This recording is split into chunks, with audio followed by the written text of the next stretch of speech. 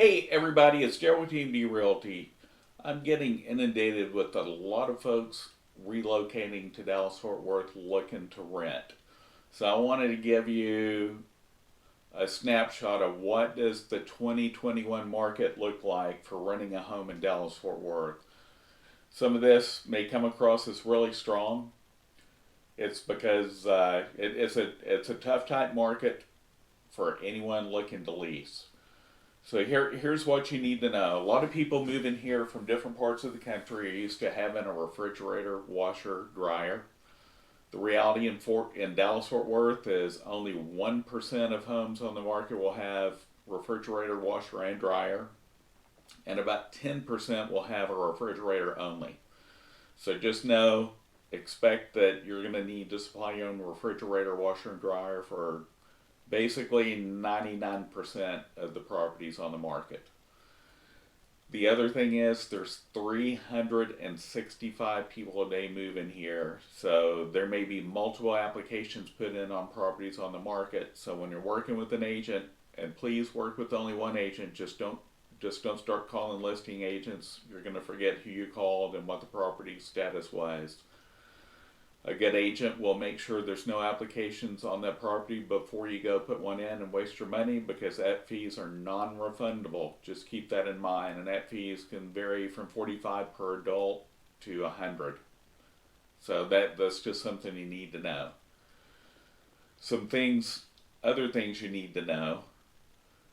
With the demand like it is, rent is more expensive than owning in Dallas Fort Worth. So a lot of folks are shocked by what the rental market's like when they come here. Just keep that in mind. Not telling you you want to go buy the first day you move to Dallas. That may not be the best move. You probably want to get to know the area first.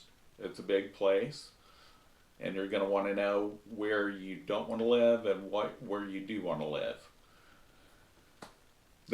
The next thing is, because there's such demand, a lot of landlords have high credit score expectations. I've seen some that expect 700 credit scores. Anything less, no go. 650 is more common.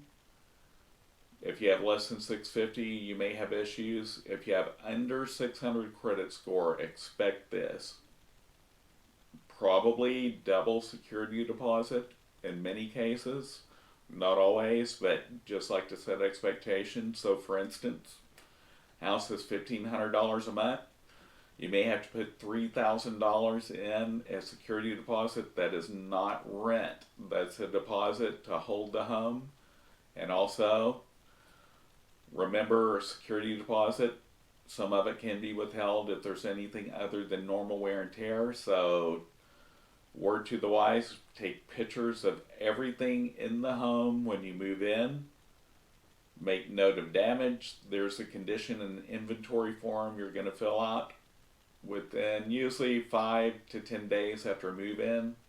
So make sure you document everything. Digital timestamp pictures, I suggest. And many times a landlord not many times, sometimes I run into landlords that want bank statements to make sure that you have the security deposit available, first month's rent. Also, the expectation is 3 times monthly rent and income. It must be verifiable. You need to have paycheck stubs.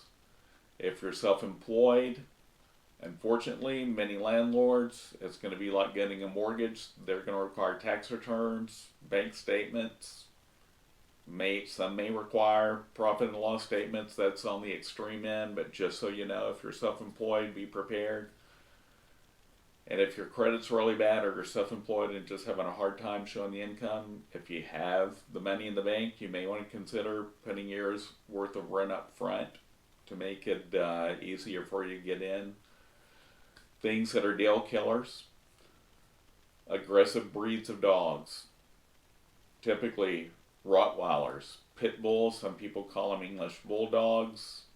That one,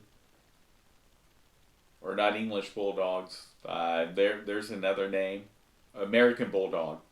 So that right there, Rottweilers, German Shepherds, and it's not the landlord's trying to be harsh and doesn't like animals. It's that they can be sued if your animal does bite someone.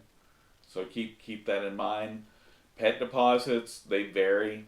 I see 250, I see 2,000 sometimes. Some of it can be non-refundable, sometimes all of it's non-refundable. Questions you definitely want to ask. Pet rent, in some instances, but very rare here in Dallas-Fort Worth. I haven't seen it in a while. On occasion I'll see it, but it's not very often. So the other thing is, if today's January 5th, 2021, if you're not needing to move till March 1st, you're looking too early. You need to be looking in February. The expectations is if a home is on the market and available for immediate move-in, the landlord's expectation is that after the application's approved, which is usually about a 3 business day process, in most cases maybe shorter, might possibly be longer, but typically 3 business days. After that's approved, expect the lease to begin within 2 weeks, and you start paying to take it off the market. That security deposit has to be paid, pet deposits paid, first month's rent is due upon move-in. Sometimes they prorate it, and that's a question that we ask each owner, but typically expect the second month to be prorated if you're moving in the middle of the month.